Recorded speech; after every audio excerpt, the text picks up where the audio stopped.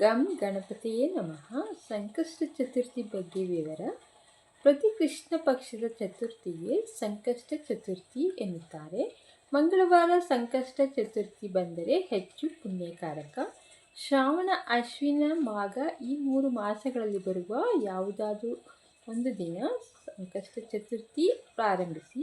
ಜೀವನದಲ್ಲಿ ಬರುವ ಎಲ್ಲ ಸಂಕಟ, ವಿಘ್ನಗಳು ದೂರವಾಗುತ್ತದೆ. ವಿದ್ಯಾರ್ಥಿಗಳಿಗೆ ಬುದ್ಧಿ ವೃದ್ಧಿಯಾಗುತ್ತದೆ.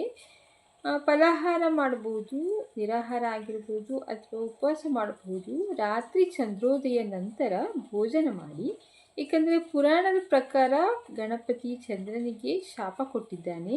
ಭಾದ್ರಪದ ಶುದ್ಧ ಚೌತಿ ದಿನ ಯಾರೂ ಚಂದ್ರ ದರ್ಶನ ಮಾಡಬಾರದು. ಅಂದರೆ ಸಂಕಷ್ಟ ಚತುರ್ಥಿ ದಿನ ಚಂದ್ರ ದರ್ಶನ ಮಾಡದೆ ಯಾರೂ ಭೋಜನ ಮಾಡಬಾರದು. ಪೂಜಾ ವಿಧಾನದ ಬಗ್ಗೆ ಪುಸ್ತಕಗಳಿವೆ, ಅದರಲ್ಲಿ ವಿವರ ನೋಡಿ ಮಾಡಿ.